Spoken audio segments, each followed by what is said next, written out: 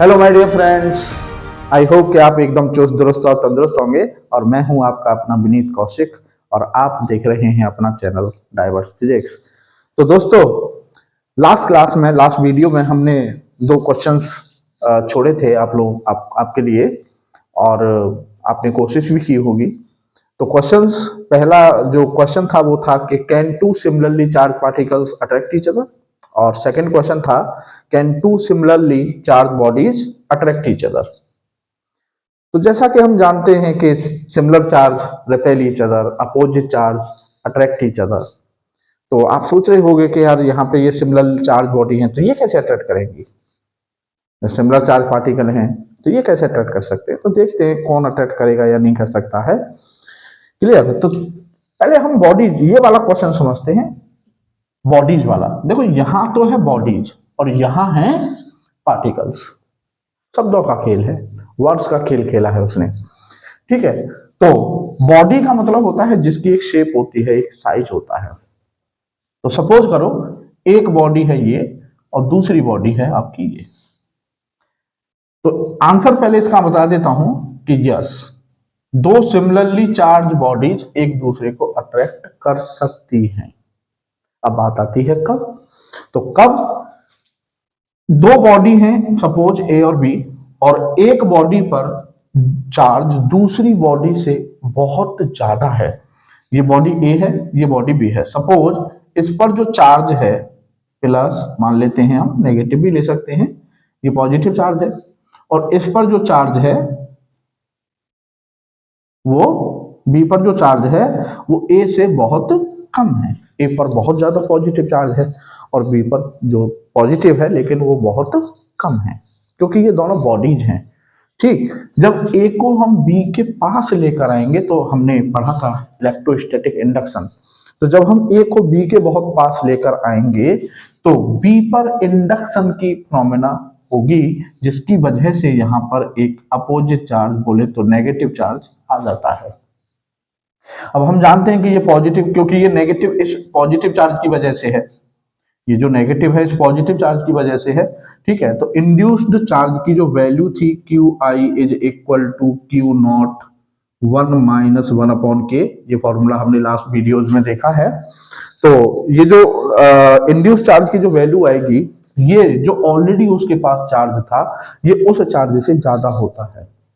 तो ये पॉजिटिव और ये नेगेटिव एक दूसरे को क्या करेंगे, अट्रैक्ट। ये पॉजिटिव और ये वाला पॉजिटिव रिपेल भी करेंगे, लेकिन क्योंकि ये पॉजिटिव और ये नेगेटिव ज्यादा हैं, तो अट्रैक्शन फोर्स रिपल्सन से ज्यादा होगा। तो अगर आपसे कोई पूछता है कि भाई दो सिमिलरली चार्ज बॉडी एक दूसरे को अट्रैक्ट कर सकती हैं, तो आप कह सकते हैं कि कर सकती हैं, बशर्ते कि एक बॉडी पर जो चार्ज है दूसरी से बहुत बहुत ज्यादा हो। क्लियर। और क्यों करेंगी, क्योंकि अगर बॉडीज हैं तो बॉडीज के केस में इंडक्शन की प्रोसेस हो सकती है, और इंडक्शन की वजह से दूसरी बॉडी पर एक अपोजिट चार्ज आ जाएगा और अपोजिट चार्ज एक दूसरे को अट्रैक्ट करते हैं। ठीक है। अब आती है बात यहां पर फर्स्ट क्वेश्चन की। यहां पर है पार्टिकल्स। तो बच्चों, पार्टिकल का मतलब होता है मैथमेटिकली पॉइंट। और पॉइंट का मतलब होता है anything else which have no shape no size. Means उसकी कोई इंटरनल स्ट्रक्चर नहीं है। तो सपोज करो एक पार्टिकल है ये, एक पॉइंट है ये और एक पॉइंट है ये। पॉइंट का मतलब उसके अंदर कुछ नहीं है। और सपोज इस पर भी प्लस चार्ज है और इस वाले पार्टिकल पर भी प्लस चार्ज है। तो जब ये दोनों एक दूसरे के पास आएंगे तो पार्टिकल्स पर इंडक्शन की प्रोसेस नहीं होती है। तो इंडक्शन की प्रोसेस नहीं होगी तो अपोजिट चार्ज आने की कोई गुंजाइश ही नहीं है। तो दोनों प्लस है, यहां पर भी प्लस, दोनों पर प्लस प्लस ही रहेगा। और सिमिलर चार्ज एक दूसरे को क्या करते हैं, रिपेल करते हैं ऑलवेज। क्लियर। तो हम कह सकते हैं कि दो सिमिलरली चार्ज पार्टिकल्स कभी भी, पार्टिकल्स, दो सिमिलरली चार्ज पार्टिकल्स कभी भी एक दूसरे को अट्रैक्ट नहीं करेंगे, वो ऑलवेज एक दूसरे को रिपेल ही करेंगे। और बॉडीज के केस में अट्रैक्शन हो सकता है। क्लियर। अब एक क्वेश्चन आपके दिमाग में आप सोच रहे होंगे कि यार सर ने बोला तो था लेकिन अभी तक बताया नहीं। मुझे भी याद है, लेकिन वो एक्चुअल में मैंने इसलिए नहीं बताया था कि बीच में फिर वो रिदम बिगड़ती थी। तो मैंने सोचा कि फाइनली आपके लिए ही सोच रखा था कि तभी बताऊंगा। तो क्वेश्चन क्या था कि क्वांटाइजेशन ऑफ चार्ज पर जो चल रहा था कि जो चार्ज है साहब वो ई का इंटीग्रल मल्टीपल ही क्यों होता है, quantization of charge. Clear? Means Q is equal to any where n must be 1 2 3 4 5 and so on। n fraction नहीं हो सकता, तो उसका रीजन क्या है, तो अब आपकी समझ में आ जाएगा, ये बहुत अच्छे तरीके से समझ में आएगा कि चार्ज ई के फ्रैक्शन में क्यों नहीं हो सकता। बच्चों हमने लास्ट वीडियोज में मेथड्स ऑफ चार्जिंग पढ़ी हैं, और चार्जिंग का जो कॉज है वो होता है ट्रांसफर ऑफ इलेक्ट्रॉन्स। मींस या तो हम इलेक्ट्रॉन लेंगे या इलेक्ट्रॉन देंगे चार्जिंग के लिए। अब सपोज करो ये कोई बॉडी है और मैं इसे चार्ज देना चाहता हूं, तो या तो मैं इससे एक इलेक्ट्रॉन निकाल सकता हूं कम से कम, या फिर मैं इससे 2 इलेक्ट्रॉन निकाल सकता हूं, या फिर मैं इससे 3 इलेक्ट्रॉन्स निकाल सकता हूं, या फिर मैं इससे 4 इलेक्ट्रॉन्स निकाल सकता हूं। अब सपोज करो आपसे कोई कहता है कि भाई 1.5 इलेक्ट्रॉन्स निकालिए, 1.5 इलेक्ट्रॉन, तो 1 निकाल लिया, अब आपको हाफ इलेक्ट्रॉन निकालना है, तो सोचिए क्या आप इलेक्ट्रॉन को हाफ कर सकते हैं? नहीं कर सकते। अगर आपसे कोई कहे भाई कि 3.5 इलेक्ट्रॉन निकालिए, तो 3 इलेक्ट्रॉन तो आ जाएंगे, लेकिन अब हाफ इलेक्ट्रॉन कैसे निकालें है? अब आपसे कोई कहे कि भाई 3 1/4 इलेक्ट्रॉन निकालिए, तो अब उसके 4 हिस्से कैसे करें हम इलेक्ट्रॉन के? तो कहने का मतलब है कि हम इलेक्ट्रॉन को ही डिवाइड नहीं कर सकते। अगर हाँ ऐसा होता कि इलेक्ट्रॉन को हम डिवाइड कर सकते, अगर इलेक्ट्रॉन डिवाइड हो सकता, तो फिर ये चार्ज की कोई भी वैल्यू एग्जिस्ट कर सकती थी। तो हम इलेक्ट्रॉन्स का लेन देन, इलेक्ट्रॉन्स का एक्सचेंज हम इंटीजर में ही कर सकते हैं। हम या तो 1 इलेक्ट्रॉन ट्रांसफर कर सकते हैं, या 2 कर सकते हैं, या 3 4 5 6 एंड सो ऑन। हम फ्रैक्शन में इलेक्ट्रॉन्स का ट्रांसफर नहीं कर सकते। That's why charge is always quantized. ये इसका छोटा सा लॉजिक था कि चार्ज क्वांटाइज्ड क्यों होता है। अब बच्चों मेथड्स ऑफ चार्जिंग, चार्ज के बारे में जो कुछ भी था वो सब हमारा फिनिश होता है, और अब हम आगे बढ़ते हैं इलेक्ट्रोस्टैटिक्स को आगे बढ़ाते हुए। अब आते हैं कूलॉम्स लॉ पर। यहां से यूं मान के चलिए कि अब आपकी सही मायने में इलेक्ट्रोस्टैटिक्स शुरू होगी। तो साहब आज दिन है हमारे कूलॉम साहब का, इसका कूलॉम्स साहब का, तो कूलॉम्स लॉ। तो कूलॉम्स लॉ कुछ नहीं है, कूलॉम्स लॉ जुड़वा भैया है ग्रेविटेशन लॉ के। आपने 11th में पढ़ा होगा यूनिवर्सल ग्रेविटेशन लॉ, न्यूटन साहब वाला। तो ये उस ग्रेविटेशन लॉ के जुड़वा भैया हैं। कैसे? आपने सुना था ना कि 2 पार्टिकल्स हैं, उनके मास m1 m2 हैं, तो उनके बीच एक ग्रेविटेशन अट्रैक्शन लगता है, और वो ग्रेविटेशन अट्रैक्शन क्या होता था? F = G m1 m2 upon r²। ये होता था हमारा यूनिवर्सल ग्रेविटेशन लॉ। क्लियर? ये हमारे 2 पार्टिकल्स थे यहां पर, इसका मास m1, इसका मास m2, और इनके बीच सेंटर टू सेंटर जो डिस्टेंस थी ये थी r। तो ये हमारा ग्रेविटेशन लॉ। फर्क सिर्फ इतना है कि यहां पर भी पार्टिकल्स हैं, और यहां पर हम इन पार्टिकल्स के पास मास के साथ साथ क्या है? चार्ज है। तो दोस्तों हम जानते हैं कि अब तक हम ये बोलते आए हैं, पढ़ते आए हैं कि 2 चार्जेस के बीच, 2 charge, two charged particles,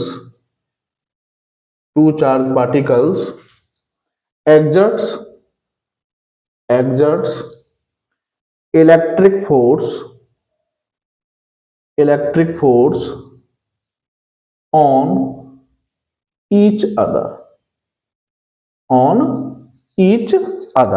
means ये 2 चार्ज पार्टिकल्स हैं, ये 2 पार्टिकल्स हैं, और इन पर चार्ज की प्रॉपर्टी है इस पर प्लस हो सकता है, इस पर प्लस हो सकता है, इस पर माइनस हो सकता है, इस पर माइनस हो सकता है, इस पर प्लस हो सकता है, इस पर माइनस हो सकता है, इस पर माइनस हो सकता है, इस पर प्लस हो सकता है, एनी कॉम्बिनेशन। तो दो पार्टिकल हैं और उनके पास चार्ज है, और वो जब दोनों एक दूसरे के पास आते हैं तो वो दोनों एक दूसरे पर कौन सा फोर्स लगाएंगे? इलेक्ट्रिक फोर्स लगाएंगे। अभी तक केवल हमें ये पता है कि भाई दो पार्टिकल, चार्ज पार्टिकल एक दूसरे पर इलेक्ट्रिक फोर्स लगाते हैं। कूलॉम साहब हमें ये बताएंगे कि वो जो इलेक्ट्रिक फोर्स लग रहा है उन दोनों चार्ज पार्टिकल्स के बीच, वो कितना लग रहा है। कितना मींस उस फोर्स का मैग्नीट्यूड कैसे पता करेंगे। तो कूलॉम्स लॉ हमें क्या बताएगा, जो इंटरेक्शन है, जो चार्ज पार्टिकल्स के बीच जो इंटरेक्शन है, जो अट्रैक्शन और रिपल्सन है, वो कितना लग रहा है। Clear?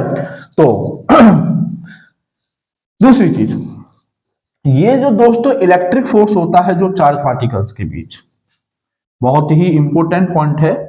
Electric force, electric force between between two charged particles, between two charged particles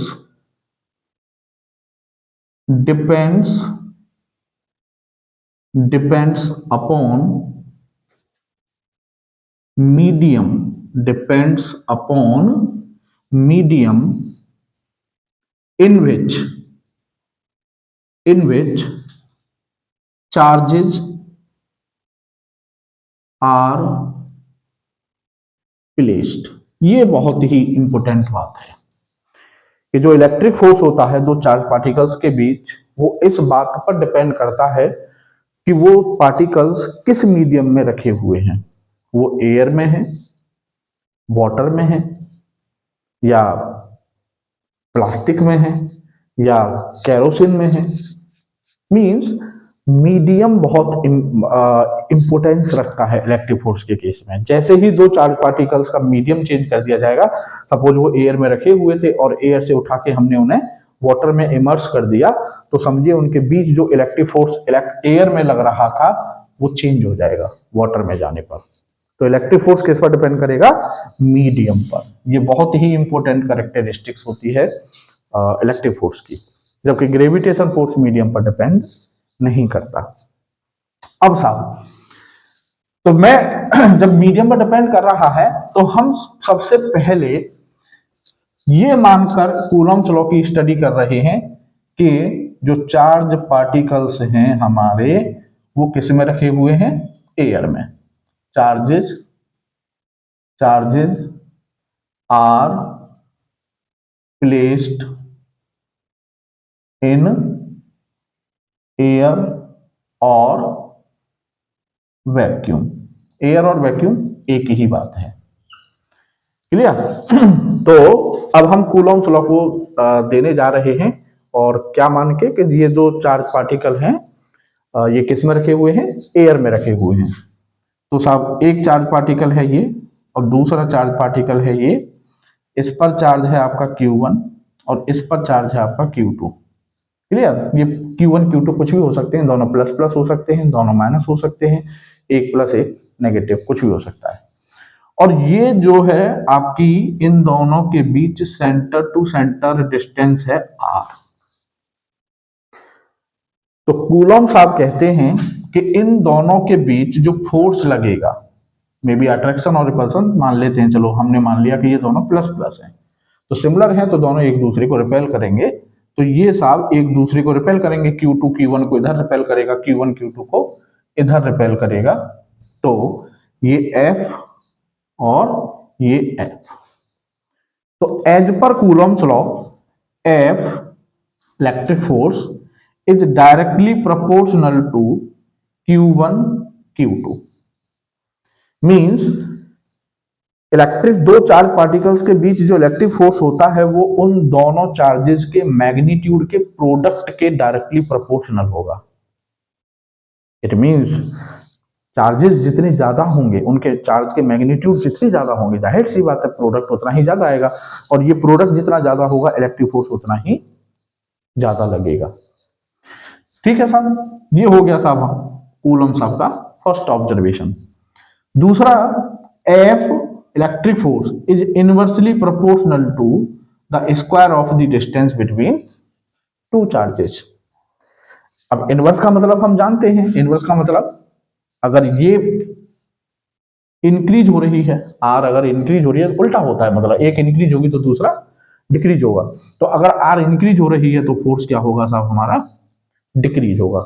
जैसे जैसे ये चार्ज पार्टिकल एक दूसरे से दूर होते जाएंगे, फोर्स की वैल्यू, फोर्स का मैग्नीट्यूड डिक्रीज होता चला जाएगा।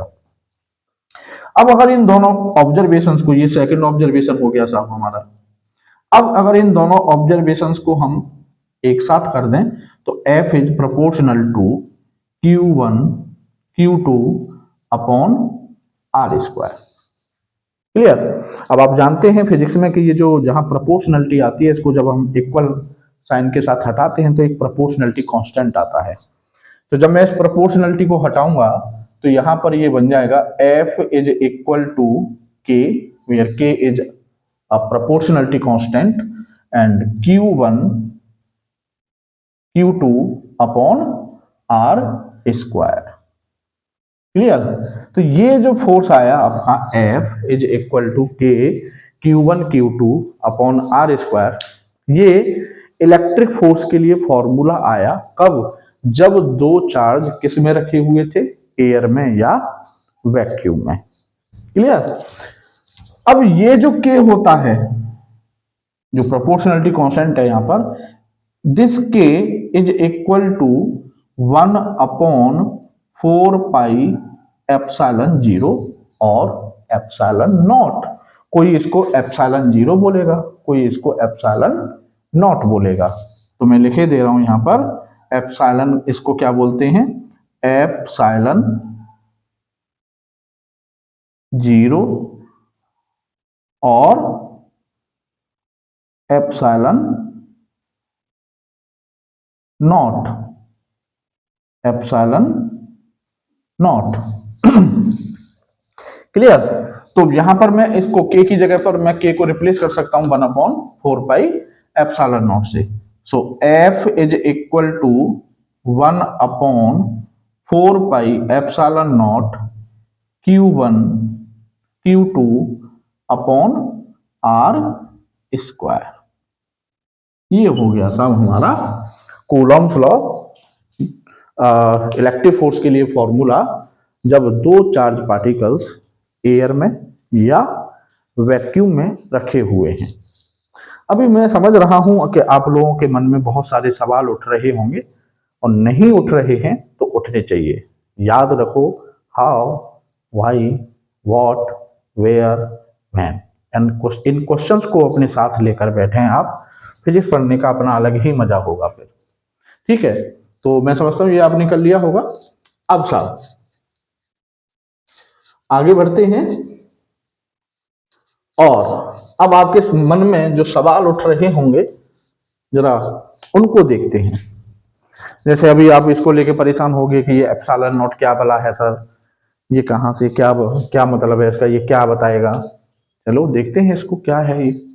तो F is equal to 1 upon 4 pi epsilon not Q1 Q2 upon R square, where epsilon naught को हम बोलते हैं बच्चों permittivity, permittivity, permittivity of free space, permittivity of free space. इसका क्या मतलब है सर? बच्चों ये जो परमिटिविटी होती है, परमिटिविटी क्या है, मैं इसको लिखे दे रहा हूं। परमिटिविटी क्या है? Permittivity, permittivity is the ability, permittivity is the ability of medium, of medium permittivity is the ability of medium to, किसके लिए ability? To oppose the, to oppose the electric electric force between electric force between two charged particles, between two charged particles. बड़े गजब की चीज है ये। Permittivity क्या है? परमिटिविटी, अब इसको समझिए आप कि ये दो चार्ज हैं, ये दो चार्ज पार्टिकल्स हैं और ये एयर में या अब सपोज करो ये वैक्यूम में रखे हुए थे, कोई मीडियम नहीं, और इनके बीच एक फोर्स लग रहा था एफ। अगर मैं इन दोनों चार्ज पार्टिकल्स को वैक्यूम से उठाकर सपोज वाटर में रख देता हूं, तो ये जो फोर्स वैक्यूम में लग रहा था, ये वाटर में रखते ही इसका मैग्नीट्यूड कम हो जाएगा। अब वो मैग्नीट्यूड कम किसकी वजह से हुआ? वाटर की वजह से। किसकी वजह से? वाटर की वजह से हुआ। तो वाटर की वो एबिलिटी, वाटर की वो एबिलिटी, वाटर में वो एबिलिटी है कि अगर उसके अंदर दो चार्ज पार्टिकल रख दोगे तो उनके बीच जो फोर्स लग रहा होगा वो उस फोर्स की वैल्यू को, उस फोर्स के मैग्नीट्यूड को डिक्रीज कर देगा। तो उस एबिलिटी को हम बोलते हैं कि उस मीडियम की, उस पर्टिकुलर मीडियम की, जिस मीडियम में हमने चार्जेस को रखा है कि साहब परमिटिविटी इतनी है, मतलब जितना डिक्रीज कर दे, है ना। तो मतलब जितनी ज्यादा परमिटिविटी होगी मीडियम की, जितनी मतलब उतनी ज्यादा एबिलिटी है फोर्स को कम करने के, फोर्स का अपोज करने के लिए। तो जितनी ज्यादा परमिटिविटी होगी किसी मीडियम की, वो चार्ज पार्टिकल्स के बीच जो इलेक्ट्रिक फोर्स लग रहा है उसको उतना ज्यादा ही क्या कर देंगे? डिक्रीज कर देगा। क्लियर? तो मैं समझता हूं इस परमिटिविटी का मतलब आप समझ गए होंगे। अब दूसरी खास बात क्या है इस परमिटिविटी के बारे में? It depends upon medium, it depends upon medium, that is it is different for different medium, different media। Clear? कहने का मतलब डिफरेंट मीडियम्स के लिए इसकी वैल्यू डिफरेंट होने वाली है। वाटर के लिए कुछ होगी, वैक्स के लिए कुछ होगी, लेदर के लिए कुछ होने वाली है, रबर के लिए कुछ और होने वाली है, वैक्यूम के लिए कुछ और है। तो अलग अलग मीडियम के लिए एप्सिलॉन की वैल्यू अलग अलग होगी। क्लियर है? अब साहब तो अभी एयर में ही चल रहा है, अभी देखते हैं आगे और कुछ नई नई बातें आएंगी इसमें। अब ये आ गया सब आपका। अब यूनिट ऑफ 1/4πε0, जो इसमें प्रोपोर्शनलिटी कांस्टेंट है 1/4πε0, इसकी यूनिट क्या है? तो 1/4πε0, देखो यहां से ये फॉर्मूला है हमारा, यहां से 1/4πε0 निकालिए, तो 1/4πε0 हो जाएगा यहां से F into R square, R square को इधर ले जाएंगे तो एफ इंटू आर स्क्वेयर और अपॉन में Q1 Q2। क्लियर? अब साहब फोर्स की यूनिट होती है, आप जानते हैं, न्यूटन। आर क्या थी? डिस्टेंस। आर क्या थी? डिस्टेंस, चार्ज पार्टिकल्स के बीच की, और डिस्टेंस की यूनिट मीटर होती है, तो मीटर स्क्वायर। क्लियर? पर Q1 चार्ज है, Q2 चार्ज है, तो कूलम इंटू कूलम, तो coulomb into coulomb, coulomb square. ये साहब 1/4πε0 की यूनिट हो गई। और कौन सी यूनिट है ये 1/4πε0 की? ऐसा यूनिट है। ठीक है? अब अगर इसकी वैल्यू की बात करें तो वैल्यू ऑफ 1 अपॉन ये कांस्टेंट है, तो इस कांस्टेंट की जो वैल्यू है, वैल्यू ऑफ 1/4πε0, वो होगी साहब आपकी 9 into 10⁹ newton newton metre square पर कूलम स्क्वायर। ये वैल्यू आप याद रखें तो ज्यादा अच्छा रहेगा, और ये वैसे भी याद होने वाली है आपको, क्योंकि ये फ्रीक्वेंटली यूज होगी। ऐसा अब कोई ऐसा दिन नहीं जाएगा जिस दिन ये वैल्यू यूज ना हो। क्लियर? तो वैसे भी आपको ये दिमाग में चिपकने वाली है। तो 1/4πε0 की वैल्यू क्या है? 9 इंटू 10⁹ न्यूटन मीटर स्क्वायर पर कूलम स्क्वायर। अब साहब इसके अंदर ये परमिटिविटी जो आ रही है, अब इसके बारे में बात करते हैं। तो unit of permittivity, unit of permittivity, तो परमिटिविटी लीजिए यहां से, तो यहां से परमिटिविटी क्या हो जाएगी साहब? Epsilon naught equal to Q1 Q2 upon, इस फॉर्मूले से Q1 Q2 अपॉन 4 पाई और F R स्क्वायर। अब कूलम इंटू कूलम, तो इसकी यूनिट हो गई साहब कूलम स्क्वायर पर, ये तो जस्ट एक नंबर है। अब फोर्स की यूनिट न्यूटन, और आर डिस्टेंस है मीटर, तो मीटर का स्क्वायर, ये हो गई साहब हमारी एप्सिलॉन नॉट की यूनिट। अब साहब एप्सिलॉन नॉट की वैल्यू, एप्सिलॉन नॉट की वैल्यू क्या होगी?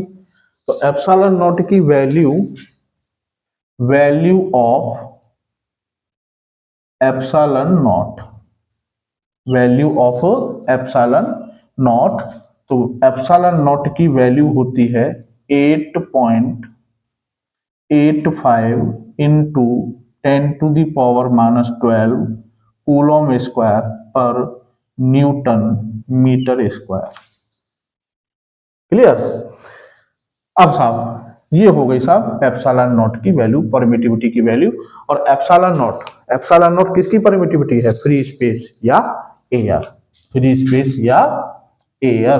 तो अगर आपसे कोई पूछता है कि भाई एयर की परमिटिविटी क्या होगी या वैक्यूम की परमिटिविटी क्या होगी, तो आप जवाब दें कि 8.85 इंटू 10⁻⁻12 कूलम स्क्वायर पर न्यूटन मीटर स्क्वायर। क्लियर? अब साहब तो ये जो आपका फोर्स आया निकल के, ये दो चार्ज पार्टिकल्स के बीच, ये तब है जब वो दोनों चार्ज पार्टिकल किस में रखे हुए थे? एयर में या वैक्यूम में। क्लियर? अब साहब एक और चीज है यहां पर, ये जो हमने 1/4πε0 की वैल्यू निकाली है, ये वैल्यू निकाली है किसमें? हमने एसआई यूनिट।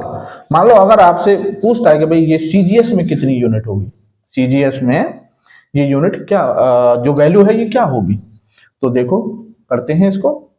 तो 1/4πε0 इक्वल टू 9 इंटू 10⁻⁹ मीन्स ये जो एसआई यूनिट है, ये एसआई यूनिट हमें कन्वर्ट करनी है किसमें? सीजीएस में। तो आपको याद होगा, पता होगा कि जो सीजीएस यूनिट होती है फोर्स की, डाइन, और 1 न्यूटन में डाइन होते हैं 10⁵। तो ये हो जाएगा आपका 10⁵ डाइन इनटू मीटर, मीटर को सेंटीमीटर में कन्वर्ट कर देंगे, तो 1 मीटर इक्वल टू 100 सेंटीमीटर, तो 100 मतलब 10⁻², और उसका क्या है? Square, centimetre square. Clear? Upon, upon में साहब आपका क्या है? Charge, coulomb. अब आपको याद होगा कूलम में और स्टेट कूलम में एक रिलेशन था, तो 1 कूलम इक्वल टू होता था 3 इंटू 10⁹, तो 3 इंटू 10⁹ स्टेट कूलम, 3 इंटू 10⁹, और उसका हम क्या करेंगे? स्क्वायर, और ये हो जाएगा साहब हमारा यहाँ पर स्टेट कूलम का स्क्वायर। ठीक है? अब देख लो आप, 9 और ये हो जाएगा 4, 10⁴, 5 4 9 9 9 18, और यहाँ पर ये 18 से 18 कैंसिल हो जाएगा, और ये 3 3 जब 9, और ये 9 से 9 कैंसिल। कहने का मतलब नीचे जो है ऊपर जितना है नीचे भी उतना ही है, तो 1। ठीक, तो 1/4 पाई एप्सिलॉन नॉट की सीजीएस में वैल्यू होती है ओनली 1। कितनी वैल्यू होती है? 1। और यूनिट हो गई साहब आपकी डाइन सेंटीमीटर स्क्वायर पर स्टेट कूलम स्क्वायर। ये होती है 1/4 पाई एप्सिलॉन नॉट की वैल्यू सीजीएस में केवल 1। क्लियर? अब साहब ये तो बात रही हमारी कब, जब दोनों चार्ज पार्टिकल किसमें थे? एयर में थे। तो फोर्स जो है लगेगा 1/4 pi epsilon not Q1 Q2 upon R square. अब साहब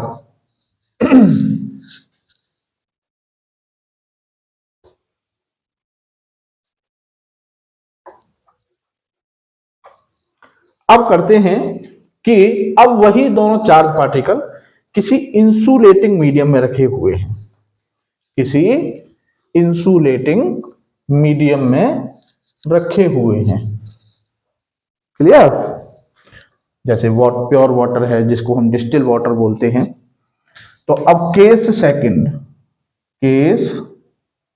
सेकंड है हमारा कूलम्स लॉ का, कि अब जो ये चार्ज पार्टिकल्स पहले जो वैक्यूम में रखे हुए थे, ये अब किसी न किसी इंसुलेटिंग मीडियम में रखे हुए हैं। ये मान लेते हैं हम +Q1 और ये मान लेते हैं साहब हम +Q2, और ये क्या है? कोई इंसुलेटिंग मीडियम है। क्लियर? अब इलेक्ट्रोस्टैटिक्स में जो इंसुलेटर्स होते हैं उनको एक बड़ा स्पेसिफिक नाम दिया जाता है। मींस आज के बाद हम जो इंसुलेटर्स हैं उनको हम बोलेंगे डाई इलेक्ट्रिक मीडियम। बच्चों ये जो डाई होता है, डाई का सेंस अपोज से बनता है। तो डाई इलेक्ट्रिक मीडियम, डाई मतलब अपोज, इलेक्ट्रिक मतलब इलेक्ट्रिक फोर्स या इलेक्ट्रिक फील्ड।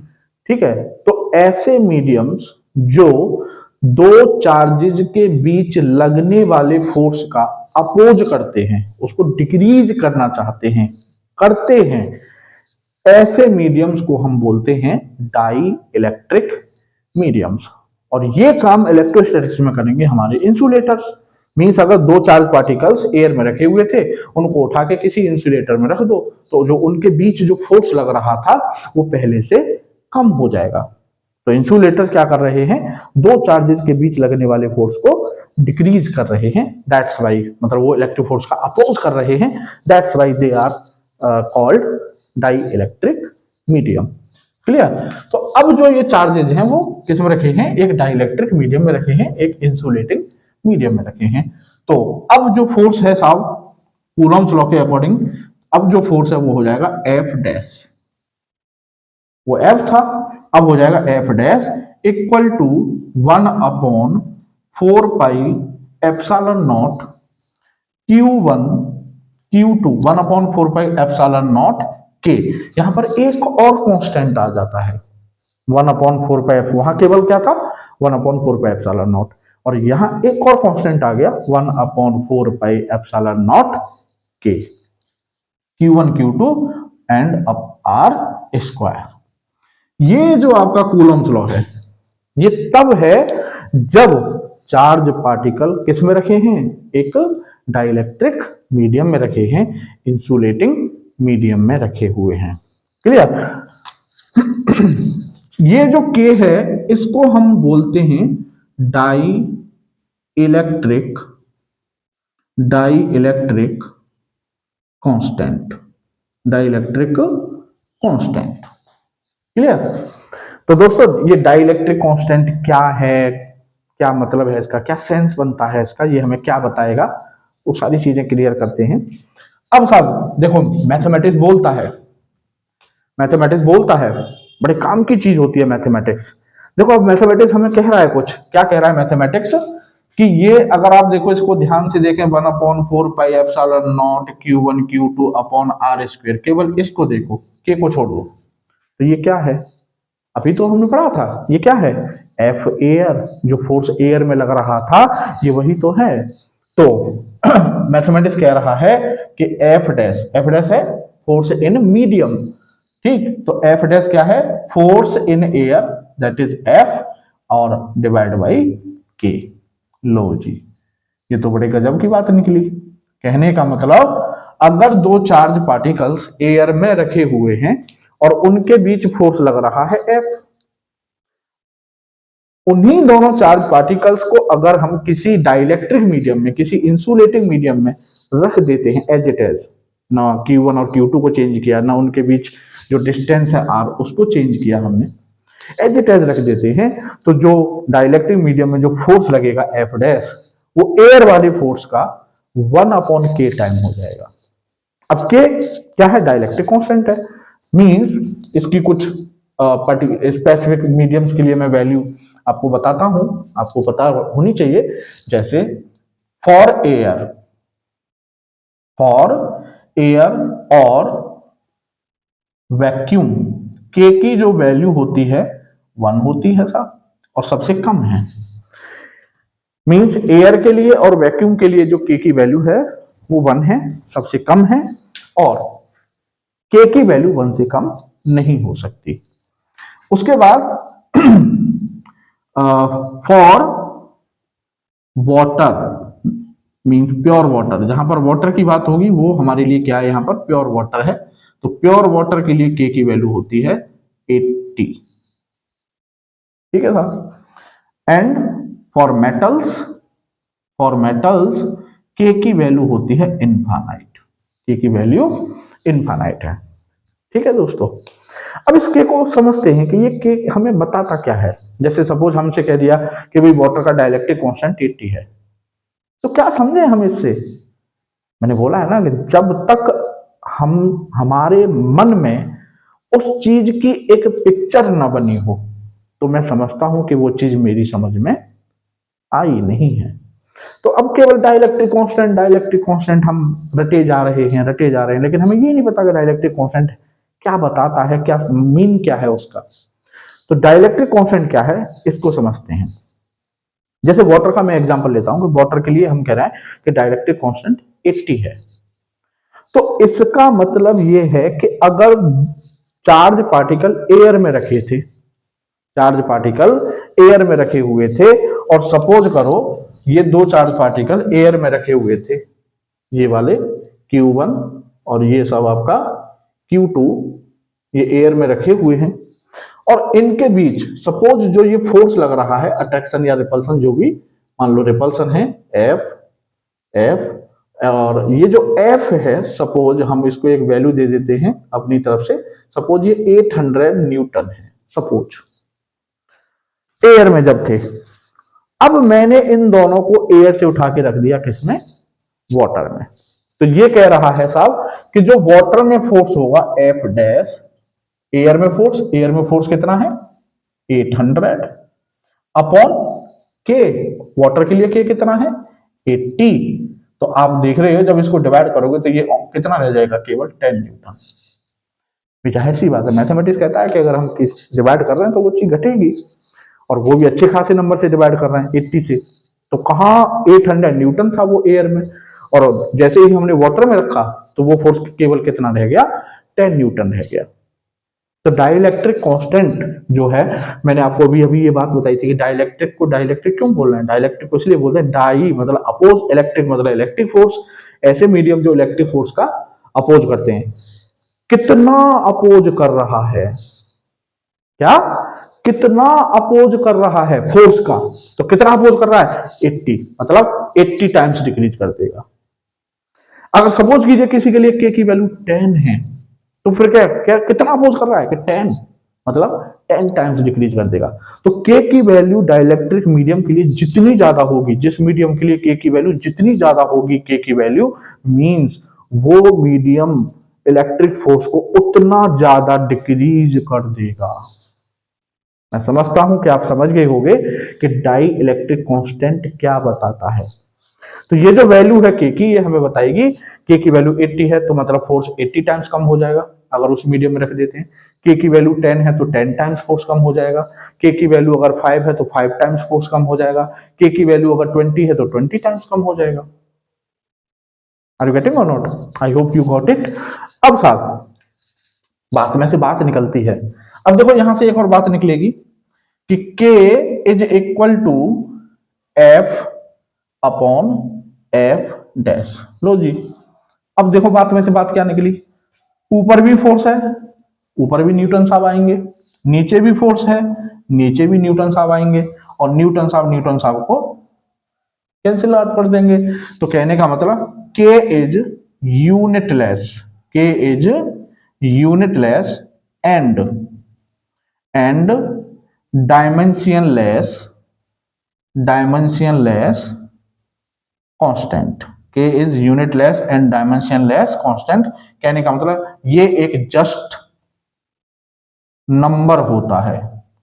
क्या होता है? ये एक जस्ट नंबर 1 2 3 4 5 80, ये एक नंबर होगा, कोई यूनिट नहीं होती। और वो नंबर हमें क्या बताएगा? वो नंबर हमें ये बताएगा कि वो मीडियम फोर्स को कितने टाइम्स डिक्रीज कर देगा। जिस मीडियम के लिए ये नंबर जितना ज्यादा होगा मतलब वो उतना ही ज्यादा फोर्स को कम कर देगा। क्लियर है? अब साहब यहां से ये कभी कभी सीबीएसई में पूछ लिया जाता है बोर्ड में कि define dielectric constant in terms of electric force. Define dielectric constant in terms of electric force. तो क्या करेंगे? इलेक्ट्रिक फोर्स की डेफिनेशन क्या देंगे? The electric force is defined as the ratio of, F क्या था? एफ था एयर में। K is defined as the ratio of electric force between two charges when they are placed in air to the electric force between two charges when they are placed in medium। तो उन air वाला force और medium वाला force का जो ratio निकल के आएगा वो रेशियो ही क्या कहा जाता है? Dielectric constant. क्लियर? अब दोस्तों यहां से एक और बात में से बात निकलेगी। ये जो है हमारा फॉर्मूला आया था एफ डैश इक्वल टू 1/4 के Q one Q two upon R square, medium में, डाइलेक्ट्रिक मीडियम में। तो देखो इसको मैं ऐसे भी लिख सकता हूं, F dash equal to 1/4 epsilon, 4 चिंता ना करें अभी सब क्लियर हो जाएगा, आर स्क्वायर। यहां एप्सिलॉन नॉट थी, एप्सिलॉन नॉट इस पर्टिकुलरली किसके लिए होती है? एयर के लिए या वैक्यूम के लिए। लेकिन अब ये एयर में या वैक्यूम में तो नहीं है। तो मैंने आपको शुरुआत में ही, आप देखें वीडियो को ध्यान से, आप दोबारा देखिएगा, तो मैंने आपको शुरुआत में ही बोला था कि जो एप्सिलॉन होती है, एप्सिलॉन वो मीडियम की प्रॉपर्टी होती है। कहने का मतलब एयर है तो epsilon not, other than air है तो फिर उसकी जगह कुछ और आएगी वैल्यू। तो वो अदर देन मीडियम एयर है, ये कोई दूसरा मीडियम है। तो अब यहाँ एप्सिलॉन नॉट तो ले नहीं सकते, तो हमने क्या लिया? एप्सिलॉन।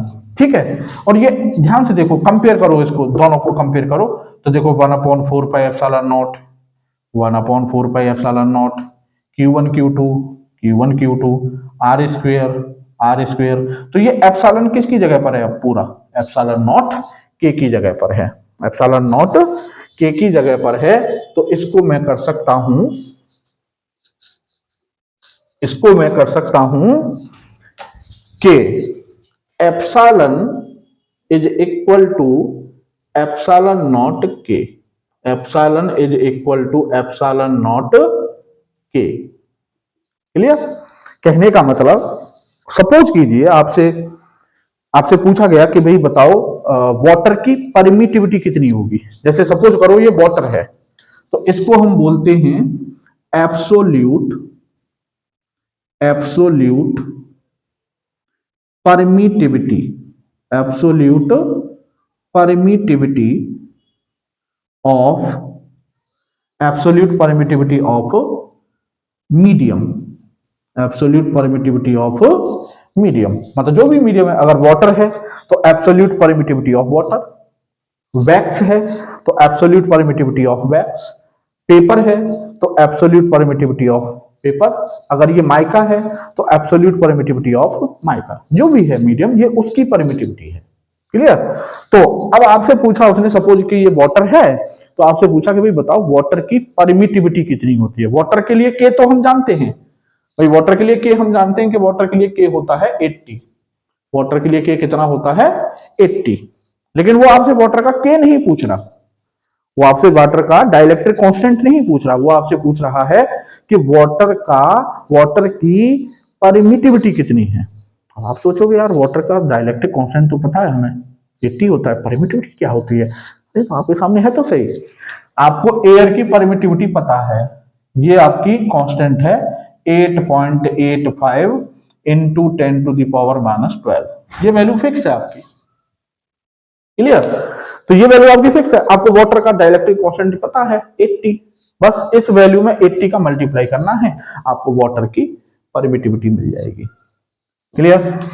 अब देखो यहां से बात में से फिर एक बात निकलेगी कि epsilon upon epsilon naught, epsilon upon epsilon naught, epsilon upon epsilon naught equal to epsilon R, और इक्वल टू क्या है ये के। तो दोस्तों क्या बात निकली, जैसे हमने पढ़ा था ना वो रिलेटिव डेंसिटी, अगर किसी भी मटेरियल की डेंसिटी को वाटर की डेंसिटी से डिवाइड कर दें, कोई भी मटेरियल उसकी density divide by density of water, तो वो बन जाती है साहब आपकी रिलेटिव डेंसिटी। पढ़ा होगा आप लोगों ने। वैसे ही अगर किसी भी मीडियम की परमिटिविटी को, किसी भी मीडियम की परमिटिविटी को एयर की परमिटिविटी से डिवाइड कर दें, तो वो बन जाती है रिलेटिव परमिटिविटी। क्या बन जाती है वो? Relative permittivity, relative permittivity. Clear? तो रिलेटिव परमिटिविटी क्या है बच्चों? रिलेटिव परमिटिविटी क्या है? The ratio of absolute permittivity of medium to the permittivity of free space और air is called relative permittivity. और रिलेटिव परमिटिविटी किसके इक्वल होती है? डाई इलेक्ट्रिक कांस्टेंट के। किसके इक्वल होती है? डाई इलेक्ट्रिक कांस्टेंट के इक्वल होती है। मींस अगर कभी कोई न्यूमेरिकल प्रॉब्लम है और उसमें आपको दिया कि the relative permittivity of water is 80, अब आप सोचोगे यार रिलेटिव परमिटिविटी दे रखी है, क्योंकि हमें तो सर ने बताया था कि डाइलेक्ट्रिक कांस्टेंट होता है 80 वाटर का। अरे तो बच्चों देखो ध्यान से, रिलेटिव परमिटिविटी ही किसके इक्वल है? डाइलेक्ट्रिक कांस्टेंट के। इट मींस उसने आपको इनडायरेक्टली वाटर का डाइलेक्ट्रिक कांस्टेंट ही दे दिया है। क्लियर? तो दोस्तों ये था कूलम्ब्स लॉ के बारे में एक ओवरव्यू। अभी कूलम्ब्स लॉ हमारा फिनिश नहीं हुआ है, अभी कूलम्ब्स लॉ के बारे में हमें बहुत कुछ पढ़ना है। ठीक है, तो मिलते हैं नेक्स्ट वीडियो में। तब तक आप पढ़िए, पढ़ते रहिए और थिंक लाइक अ फिजिसिस्ट, एक फिजिसिस्ट की तरह सोचते रहिए। और नेक्स्ट वीडियो में आपसे फिर से मुलाकात होगी। तब तक के लिए जय हिंद, थैंक यू।